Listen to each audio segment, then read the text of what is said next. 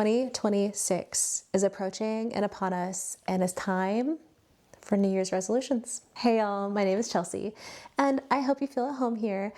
My favorite thing to talk about is home decor, interior design, anything to do with houses and homes. I love to chat about it. So if that's interesting to you, make sure you like and subscribe. So today is a little bit different because we are not talking about homes and decor and colors and textures. We are talking about the financial side of homes, New Year's resolutions, and how to make better financial decisions this year. For me, maybe for you, I don't know. We'll see. This year, my algorithm has been totally full of no buy years, low buy years, recession core, how to save money, how to bulk buy your groceries or bulk make meals.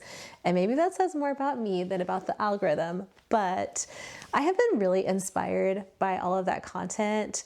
I feel like it's the peer pressure aspect of it. It's just so interesting how we can be peer pressured into good things and healthy things. I think I'm going to try to do a low buy year in 2026. This is a big deal for me. I have said it before in many other videos, but I love to shop and I love thrifting and I love secondhand shopping, and it's always just really fun and I love a little treat. However, I feel like I do waste a lot of money doing that. I really enjoyed watching this channel called A to Zen. Her name is Melissa, and she actually kept a diary of all the things that she wanted to buy and didn't. And that was so interesting to me. I've never thought about how many of the things I buy are impulse purchases. Like, I've thought about it in recent years, but I've never thought about writing it down to see how much money I would have actually spent if I had impulse bought something. That is like part of what makes me want to do this, is just having quantifiable data that I can look at and see how tempted I am to buy things and how many ads really get me. In Melissa's videos, she always talks about, with a low buy year or no buy year, having some rules of things that you can buy or can't buy. That way, if you're not doing a hardcore no buy year, you still have parameters and boundaries to help you stay on track. And so I have some categories of things that I'm going to start putting boundaries on for 2026 that I think are really realistic and will be really helpful for me. So the first two really have to do with my daughter. I just love buying her things. She doesn't have a lot of toys. She does not have a lot. Like, we're pretty minimal with the things that she has in our home. We're pretty minimal with a lot of the things that we have in our home. However, one place I'm really bad about buying her things is books. I love buying her a new book. We'll go to the bookstore every single week, and every single week I will buy her a book because it's a book, so it can't be that hurtful, right? Like, that's a good thing to buy a child. However, what it's teaching her is that every single time we go to the bookstore, that she gets something and that she buys something, and I don't want to build that habit in her where she feels like she has to get something every time she goes to a place, which I feel like I'm speaking to myself here, obviously mostly because I'm the one who's buying the item, right? But as part of this training, I don't want to say, well, it's for her and it's educational, so it's okay that I bought it, right? Like, I want to eliminate that whole line of thinking. I've decided only to buy books for Christmas or birthdays, or I'm a part of a book club and we pick a new book every like 6 to 8 weeks, and so I can buy a book for that. Or if we're going on a trip or something, I can buy a book for my daughter for the trip, or a souvenir book. So those are the only books we're allowed to buy. So we're still buying books, but they're at designated times of the year and they're with specific parameters. And hopefully, I think that'll really help to eliminate a lot of the spending and just creating the habit of spending. The next one, also related to my daughter, is toys. And like I said, we don't really buy her a lot of toys. So our rule for toys is not unless it's a birthday or a Christmas gift. And it is really tempting to buy her gifts that are not at those times because her birthday is so close to Christmas. So it feels sad to like have to wait a whole year just to get her gifts, but I think it's part of that whole habit making problem of getting a toy because I want one, getting a toy because I ask for it, getting a toy for whatever reason that's not, you know, a celebratory reason, like an actual holiday or birthday. I think it's really important for all of us that we adhere to that and make sure that we're not building these bad habits. So only toys for birthdays and Christmas. The next one is treats. And by treats, I mostly mean coffee or coffee. I love buying coffees. I love an iced coffee and I love not making it myself. So that is my downfall. So I think this year for the low buy portion of it, I am going to make a punch card and I'll have some that are like little holiday punches for like holiday drinks. That way I can keep myself accountable, but also can look forward to the next one because I can see how many I have.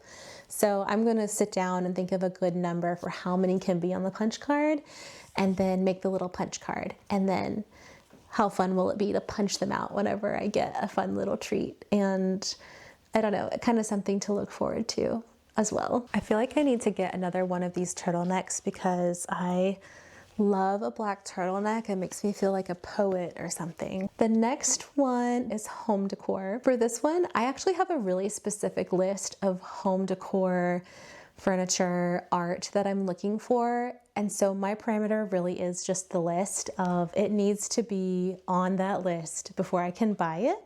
And if it's not on the list, then I can't buy it this year and I'll just have to wait till the next year. And my other parameter is that it needs to be vintage. It cannot be something new made from a big box store. It could be handmade, but it needs to be either vintage or handmade to fit the parameters of the list. Finally, in that category as well, no trinkets. We are at a max capacity for trinkets, so no more trinkets. I'm really only looking for like a few specific pieces of furniture and specific sizes of art and maybe a couple rugs. Like those kind of things are what I'm looking for. So little, tiny little things that can go up on the shelves. No, not allowed in 2026. Don't need them. Can't buy them. The next category is clothing, and I really struggle with this one. I did a closet declutter in the fall, and I briefly talked about just being in a new stage of life and needing new clothes. The other part of that is that becoming a mom, my clothes don't fit the same, and also I have to try clothes on now before I buy them because they do not fit the same in my head either because of everything being so different. So I have had to buy new clothes, but I have not been very good about how I buy new clothes or where I buy new clothes or what the new clothes are.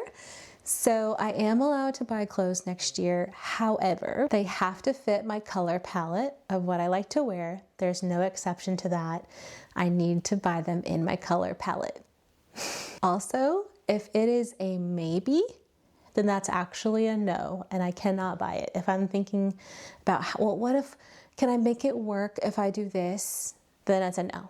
We don't need to buy it. It has to fit me really well, and it cannot be a situation of like, it mostly fits. It mostly fit. No, it needs to fit, or else I'm not gonna wear it because I know from the past where if it doesn't fit right, I'm not gonna wear it and I'll just leave it in the closet forever and it'll never get worn. So it needs to fit. I'm also not allowed to buy what I call potato sack dresses.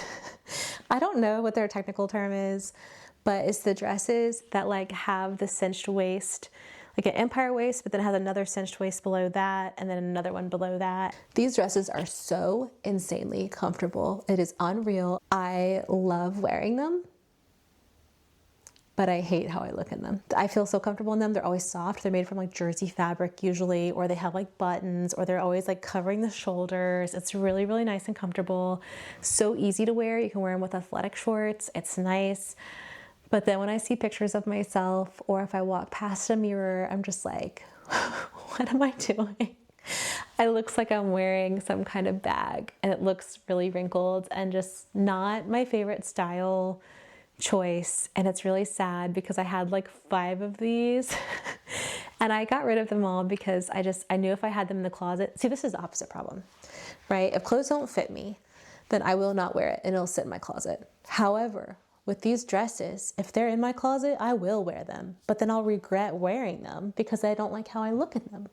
So it's the opposite problem, but has the same solution, right? Just get rid of it and don't buy them again. So not gonna buy those in 2026. I have some very specific dresses I'm looking for. Probably another one of those situations where I'm gonna have to think about making it or something because I cannot find dresses that I like. I probably won't end up buying any of them just because I can't find them, not just because I have boundaries and parameters. So that's my list for 2026 of things I'm buying, things I'm not buying. And I would love to know if you're doing a low buy next year as well. Be sure to put that down below of things that you are trying to stay away from or what your boundaries are, or if you're going to be hardcore and do a no buy year completely. I would love to know that as well. I hope that this is a wonderful new year for all of us. I hope that you achieve all of your goals financially and at home and everything else. And be sure to like and subscribe, and I will see you all in the next one. Bye.